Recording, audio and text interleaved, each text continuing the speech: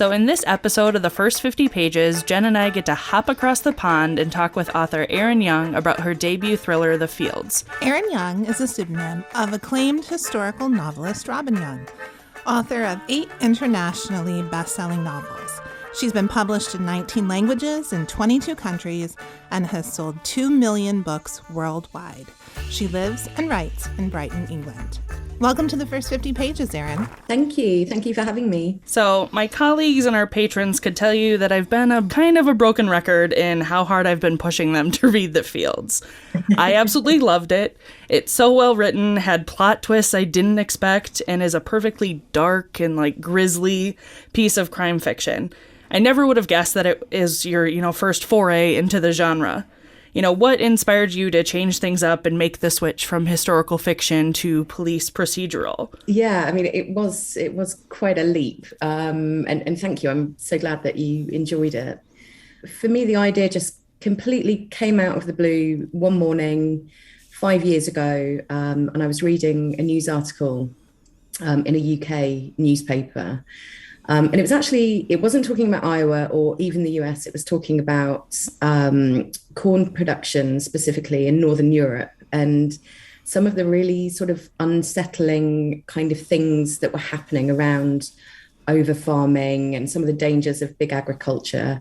And it was a really kind of weird and disturbing sort of article. And I just had this what if moment after I'd finished reading it and thought about it in terms of a potential police procedural sort of political thriller. And it was really just a kind of lightning bolt moment. I was still writing historical fiction at the time. I was halfway through what was my last historical novel then. So there was nothing I could sort of do about it, but it just the idea kind of stayed and stewed in my head. And I ended up speaking to my editor in the UK about it, and he really loved the idea. And it sort of just snowballed from there, really. I think as all good ideas do, right? Like lightning bolt moment, and then you just kind of get so obsessed that you're like, okay, we've got to put everything else on the back burner and just jump right in. So yeah. For those who might have somehow escaped me nudging them to read the book, do you mind sharing a bit on what it's about? We've kind of touched on it a little bit, but... Sure, yeah. So The Fields follows Riley Fisher, who is newly promoted as sergeant at the Blackhawk County Sheriff's Office. She's relatively young for the position. She's 35, but her grandfather was the former sheriff there. And of course, that sort of engenders a little bit of a sense, particularly among some of her male colleagues, that maybe she just got this role because of her grandfather's reputation. So she's sort of, as we open the novel, she's already dealing with some difficulties in this new role with some of her colleagues. And she's called to a body of a young woman that's just been found in nearby cornfields, not far from where she herself lives in Cedar Falls. And when she gets to the scene, what is already a horrific murder scene becomes somewhat more shocking for Riley when she discovers that the victim is somebody that she used to know from her childhood. In fact, one of her best friends at school, from quite a sort of dark and traumatic time in her childhood that she thought she'd really, managed to leave behind and run away from. But it turns out that no, and that's going to follow her and overshadow her through this novel. So you probably are aware that we are based in Iowa, right? So I grew up in Iowa. Although your story, your setting takes place on what we would refer to as the East Coast of Iowa. And Kelsey and I are on the West Coast. But, from the abandoned and rundown warehouses of downtown Waterloo to the old family farms off rural highways, we really are, as readers, transported to Blackhawk County, Iowa. And I guess that many of the listeners have traveled the same roads you mentioned and might be familiar with the farming struggles that your characters face. Your setting really is very atmospheric and well done. And One of the things I think you really, so it surprised me that you were from the UK, that you didn't, to my, what I've looked up, have any ties to Iowa before writing this story. But you really kind of get the, what kind of corn is to the state, right? Mm-hmm. Like it's economy, but you go from, there's this always sort of this ominous thing about cornfields, which the cover of your book really puts that home Yeah. puts that home for folks. Yeah, I don't like to walk through cornfields myself. But, I also didn't grow up on a family farm. If you grow up in that, it's not quite as ominous to you. It's like, But then also, there's a scene where there's, teenagers that are kind of having a party out by the cornfields.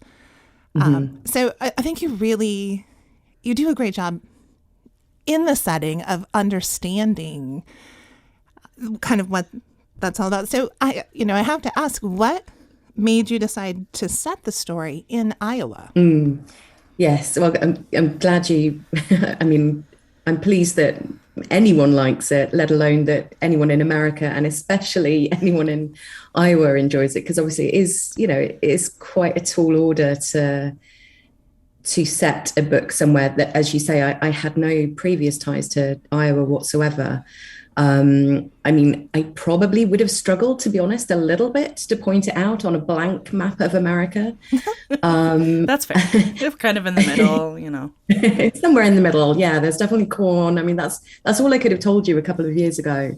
I mean, the reason I set it there was a very simple one, which was, as I said, the article that kind of gave me the inspiration for the whole plot was specifically around big ag and corn production in particular. And so all I did was, when I was thinking, well, where on earth am I going to set this bizarre novel? And I just Googled world's biggest corn producer, the US, and biggest producer in the US is Iowa. So that, for me, I mean, it just kind of naturally bounced into that as the setting. And then I started doing my research, and the more that I did my research on Iowa, the more I thought, yeah, this is definitely going to work for what I imagine this story to be. But to be honest, it wasn't until I actually went to Iowa. So I'd done a lot of the research. I've done quite a bit of the plotting. And then when my UK publishers gave me the green light and said, yeah, we'll support this. We'd like to publish this book. I booked a trip to Iowa and spent a couple of weeks in August 2018 just traveling all over the state. I think pretty much every single location in the book, including where you're talking about the teenagers having a party in the sort of like scrapyard. I was even in places like that, walking through cornfields, the state fair, the state capitol, Des Moines, Black Hawk County, Okoboji, everywhere, just so I could kind of soak up the entire place, the atmosphere, talk to people, eat my first corn dog. And for me, that's when the whole thing just gelled, and it was, just perfect. And I loved the setting. I loved traveling in Iowa. It was a really amazing experience on lots of different levels. And so, yeah, it ended up being one of those wonderful things where, to be honest, I had no idea whether this was all going to work out really when I stepped on the plane, and until it touched down in the middle of a really violent thunderstorm in Des Moines and scared the hell out of me. Yeah, then I just didn't know. So yeah, it was a kind of perfect moment, really. Well, I'm glad that all the pieces kind of clicked together for you as soon as you landed here and had a visit. So in prepping for this interview, I read the Cedar Falls Courier article on your book where, it kind of went more in depth on your research trip and kind of went into all the details of that you visited the state fair and, all of that. Yeah. That's some intense dedication to your craft. I don't know that I would be willing to be like, let me go on this super huge flight, long trip to, but I think it, kind of then gave that real like authentic feeling about like, I know how, like what corn means to Iowa. I know what all of this, kind of means to the book, which I think, really, really made it kind of like the setting and the characters and all of that really come alive for me as a reader. And, I am an Iowa transplant, so I can't claim like Jen that I've lived here my whole life, but Midwest, but not quite the same farming level. How do you think your visit here really, impacted the way you were able to bring the story to life once those puzzle pieces clicked? I think it was probably some of the landscape, some of the atmosphere.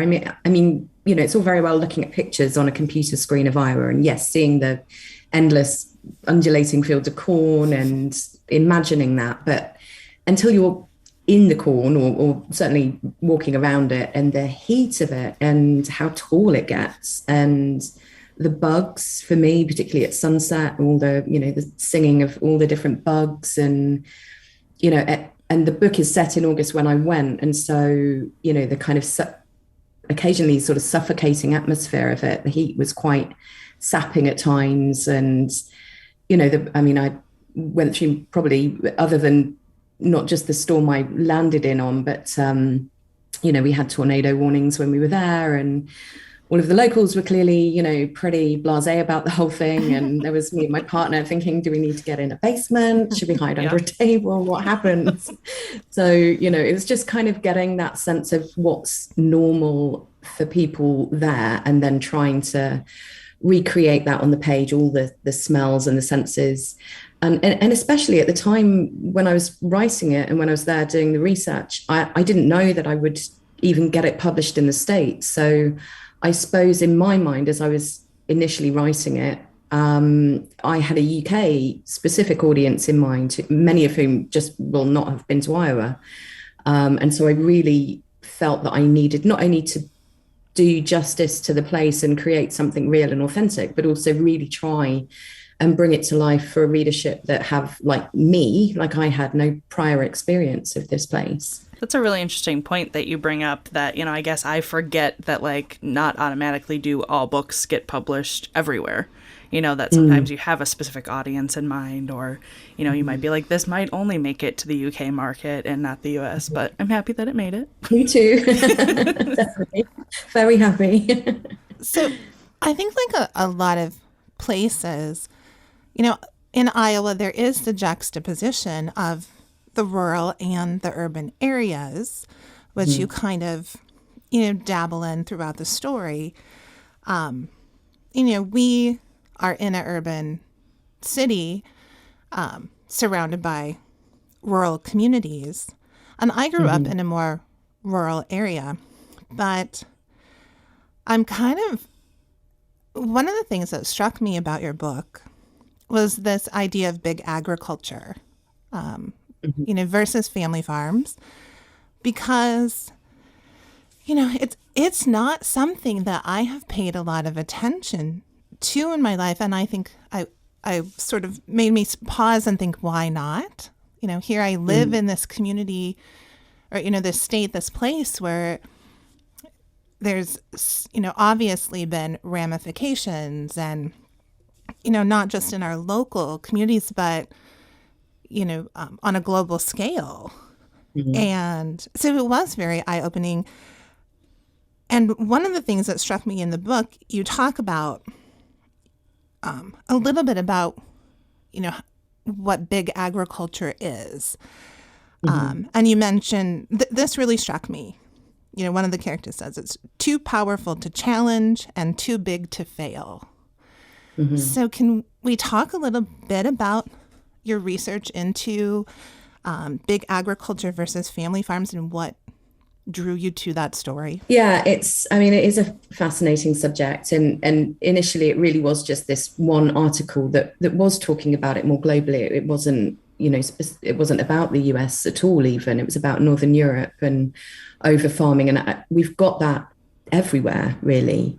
There are even some sort of interesting schools of thought around the pandemic, in the sense that if the coronavirus did come out of, say, the wet markets in China, that one of the reasons that those thrive and that have all of these exotic animals that can carry viruses with them, is that farmers there, rural farmers, have been so pushed to the margins by big agriculture in China, that instead of, farming in the fields, they're more hunting in places for, to bring bats and snakes and things to market. So, I read, even in the midst of the pandemic, I was reading about how our shift from the rural, or from, local husbandry and knowledge, to, mass farms and factory farms, and,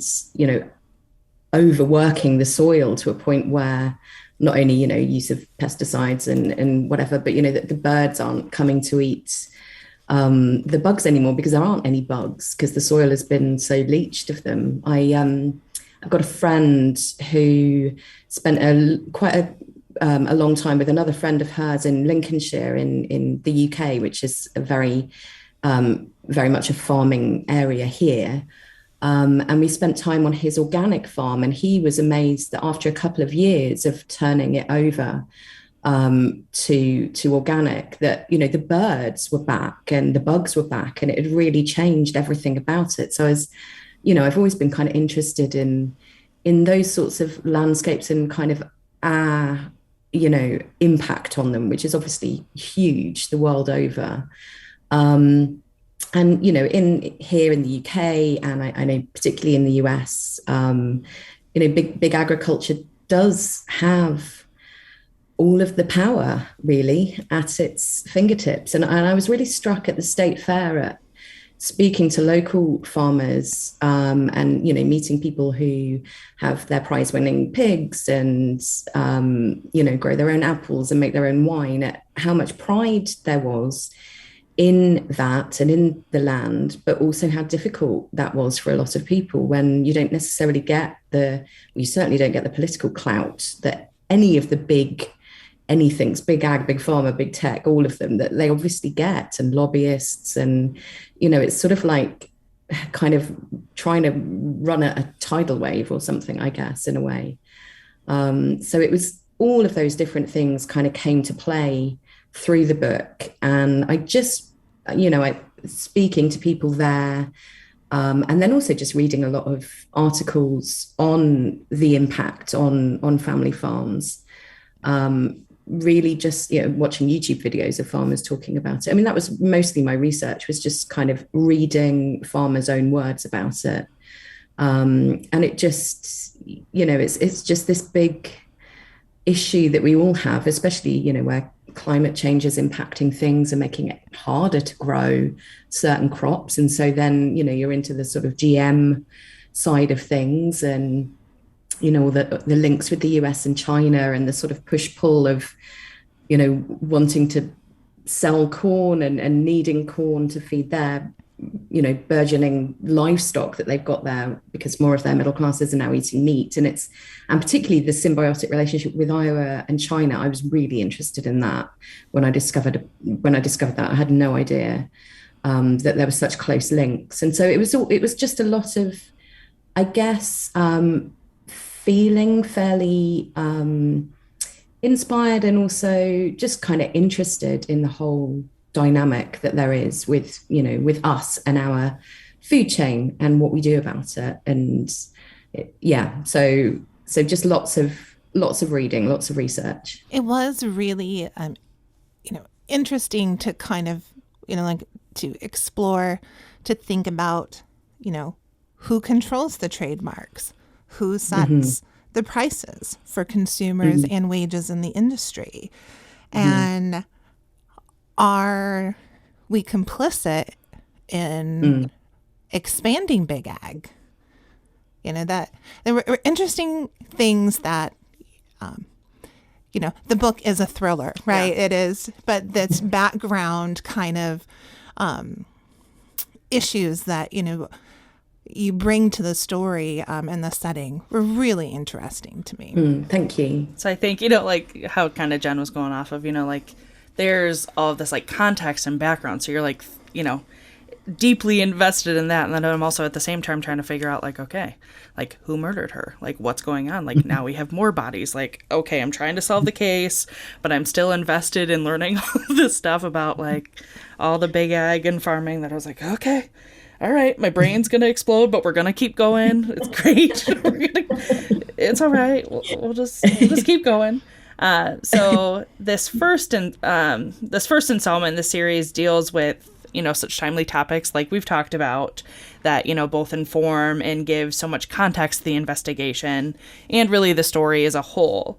You know, is it a goal of yours to continue that trend in the future installments of the Riley Fisher series? Yeah, I think so. I mean, you know, as I said at the time, it was just going to be a UK book that's all I knew. And also all I knew was that it was going to be one book, which is always kind of an interesting thing when you start a new career, which even though, you know, I've been published since 2005 writing historical fiction, this, you know, it's a new name, it's a whole new genre.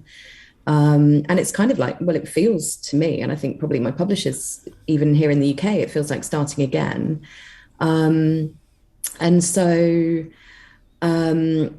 you know, I wrote that book with a sense, well, let's see how this goes. And it just turned out that after I'd finished, my American agent, who I have been with for quite a long time as well, was, you know, really excited about it. I mean, he's always loved my historical novels and he's been a huge supporter of mine over the years, but it is much harder to sell historical fiction in the US, and particularly the sorts of subjects that I was writing. And so, you know, when he got this, he was just, you know, overjoyed at the prospect and very much excited to sell it to a US publisher. And one of the things he said to me first off, when I had a good bit of the book together, he said, well, you know, American publishers are going to want to know that there's more than just one of these in you. And so, you know, even while I was writing this one, I had sort of one eye on, but there might need to be another one, and one eye on, but there might only be one. Mm-hmm. So it's this, you know, closing down the story at the end of it, but leaving enough that obviously it can become a series. And when he went out to market with it in the US, very much, you know, it was 2 books, definitely.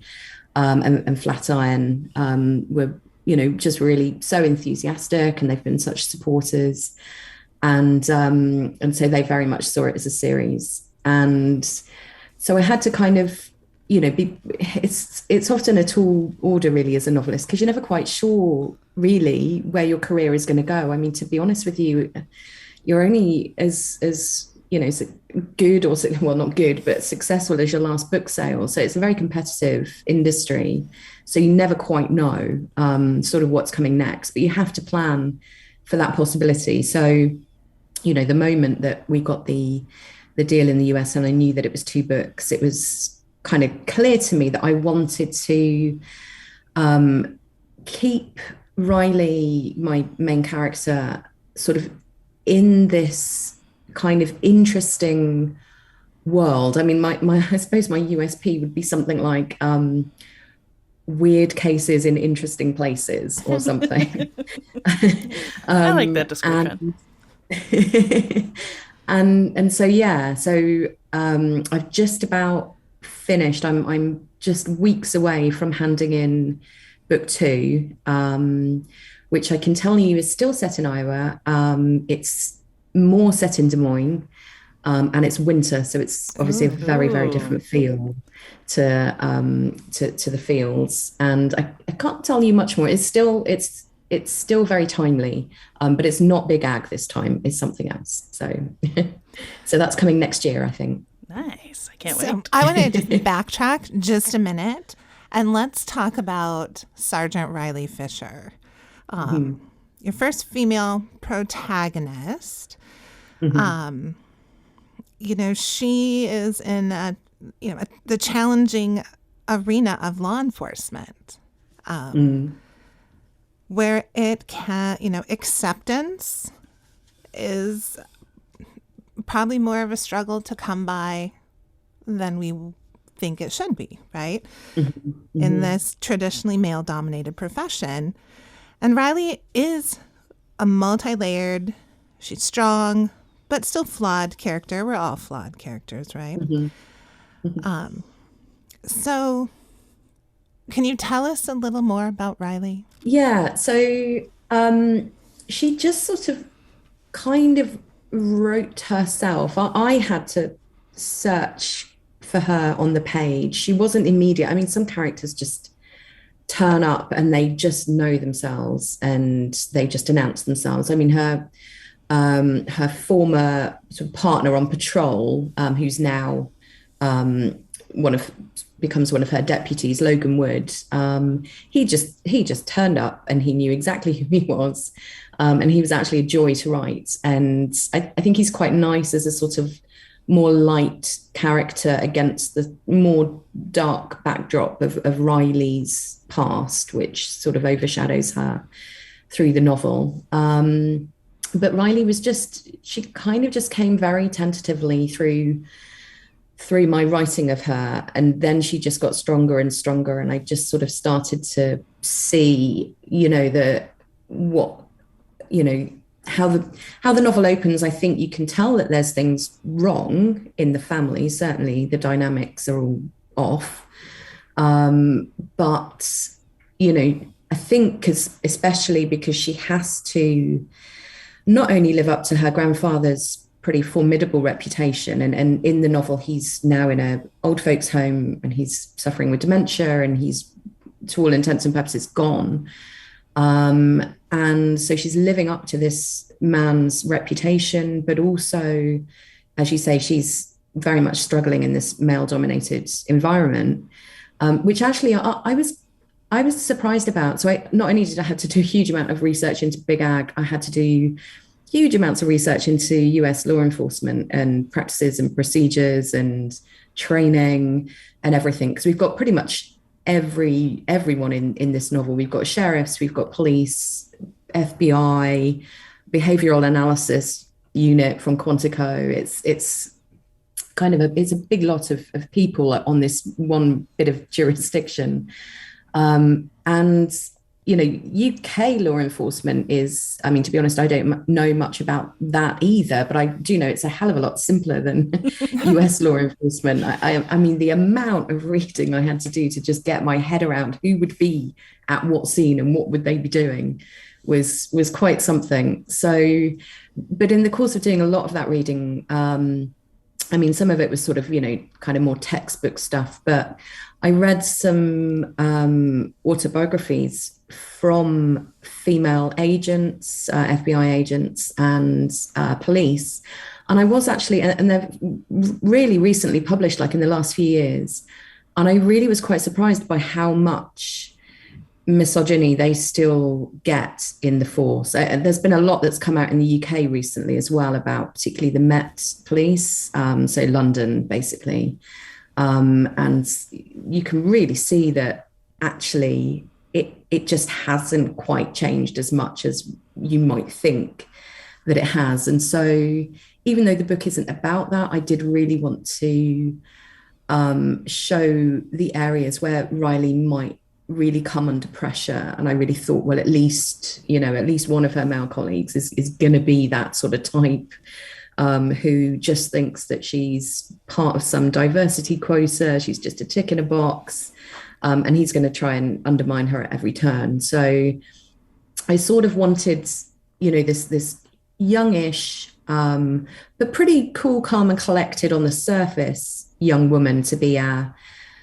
leading us through the story. But then I very much wanted to show whether all of the different cracks from her family, from her past, from the fact that the first victim is an old friend, and then also with the dynamics in the department. I just wanted to show all the many areas where, this kind of maybe what looks like a fairly pristine vase on the outside starts to crack over time. I don't read a lot of thrillers myself. Partly because I have a hard time slowing down to enjoy the story. I'm too busy trying to figure out what happens. So it becomes more work for me sometimes to read a thriller.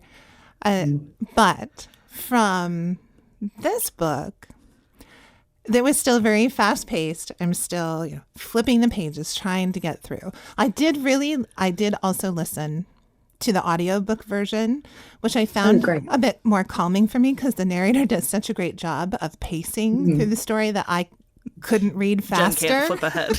I couldn't read faster. I had to, stay at a pace, and that created the tension and the suspense for me. And that was really, it was great for me in reading this book. But going kind of back to Riley, this story did give me an appreciation for what law enforcement experiences and really the trauma that can come from that. Because you do not sanitize some of the grisly scenes that they encounter. And, it also really made me think about, this idea of murder versus monstrosity. There is a difference. You point that out at one point in the story, that there are some acts of violence that lack all humanity, and that these law enforcement agents have to be witness to that. And how do they compartmentalize it and just go to the 4th of July barbecue in the middle of dealing with these cases? It was an interesting thought process for me to kind of work through in the story. I mean, I think having written historical fiction for years, I was always really, really keen to get the details right and to be able to bring to the page a sense of authenticity and what it really would have been like walking through, the streets of medieval London or being on a battlefield in Scotland. And I really delved down as deep as I could into all of those worlds and really tried to bring them to life so that people would really get a sense of it through smell, which often is a horrible thing writing historical fiction. But also in crime fiction, I put that same sort of, I looked at it in a very similar way. And I have to say, I was kind of surprised. Some of the early reviews were, people not even being able to sort of finish it because they thought that it was too grisly or too graphic. And that surprised me because, even though the bodies, when we find them, are in a terrible state, it's nature often. I mean, it's not just nature that's done that to them, but it has. I really wanted. I needed to know what a dead body would look like after 3 days in a cornfield in 100-degree heat. So, I did some horrible research into that, and my web history is probably on all kinds of different watch lists now. But like we're keeping an eye. I really wanted to, because I worked out what bodies smell like at these different stages, and I wanted to bring that to the fore. And I have spoken to police over the years and detectives, partly just from having known some personally, but also in this case, I was put in touch with a retired detective over in California by a friend of mine, and he was really helpful in just answering some of my questions about that. And just really wanted to, exactly that, bring that sense of what these people have to go through and how do they compartmentalize, and can they, and where does that, leak out in other areas in their personal lives. And I'm quite fascinated by that as well, and what we sort of expect from these people. So I just didn't want to shy away from it. So, I think grisly, dark, graphic are all different ways that it's been described so far. So, I think if you're squeamish, then maybe maybe just skip those pages. You can read faster. Yeah, but it did make me think about, the idea that we do sanitize that. Death, and we don't experience, like you said, what it is. We don't know. And so it did. I think the story would have not been as powerful in some ways if you didn't share that, because I think we had to know what, Riley is experiencing and going through to, really understand her character. And so, Yeah, I think it creates a deeper sense of empathy, that it's not just like, oh, there's another murder and now we need to solve the case. Like, you really kind of get into it and feel it and experience it. And it's like you get a more visceral reaction, like as a reader, that I'm like, oh, all right, not going to eat for a while. It's all right. Yeah, I put myself off eating for bits after writing a couple of those scenes. Yeah. We have heard some rumors about the Fields being developed into a TV series. Is there any information you can share with us about that? Yes. I mean, I can't share anything except that, I think. We had to try to throw the question in there. We're like, she's probably not going to be able to tell us a lot, but stay tuned. Any day, I think there will be an announcement, but it's just out of my hands, all that sort of thing, except that I can't talk about it, except to say that, yes, it's been optioned for TV, but I can't say any more than that at the moment. Right. Well, we'll keep an eye out for the announcement.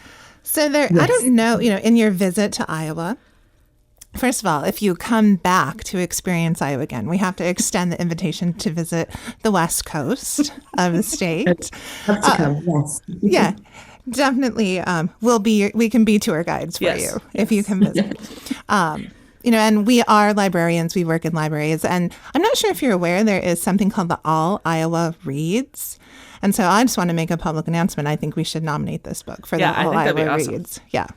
So it's a program where... Yeah, like the Iowa Center for the Book puts it together. Yeah.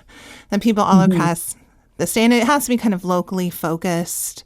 But I think there's so many interesting issues and, just the atmospheric nature of the story. Yeah, as our former book club leader, I'm like, there's so many different things we could unpack. And then I'm like mentally putting together like discussion questions of like, all I will read pay attention. Thank you. That sounds amazing. Thank you. So I don't have the power, but I have the suggestion. Yeah. Right? We can make the suggestion. Exactly. So, we can try to put it in the right people's ears. Be like, hey, did you read this book yet? Yeah. Do it for All Iowa Reads. But of course, before we let you go, this is kind of a question that we end with in each interview. We've got to ask, what are you reading now? Oh, I'm going through books at a rate of knots at the moment. And I've pretty much read 3 in the last, I've just started a new one this morning, which I'm loving, which is a book called Reputation by a British author called Sarah Vaughan. And she's actually just her novel before this, which I haven't read, called Anatomy of a Scandal, has just been made into a Netflix series. Yeah.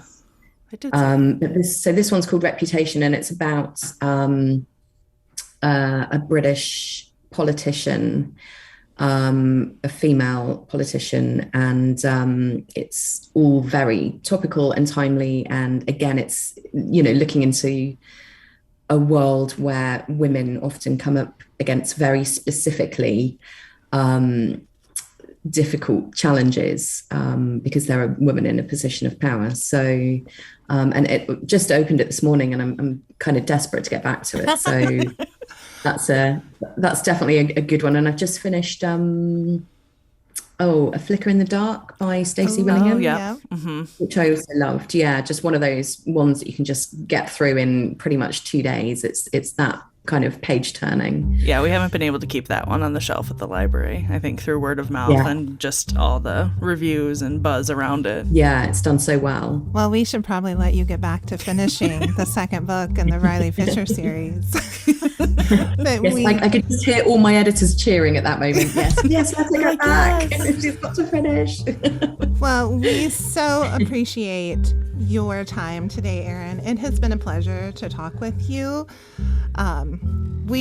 Kelsey and I both loved The Fields. We hope other people will read it, check it out, talk about it, be aware of Big Ag and all of these things that you bring to light in the story. So thank you for joining us on the first 50 pages, Erin. Thank you so much. Thank you for having me.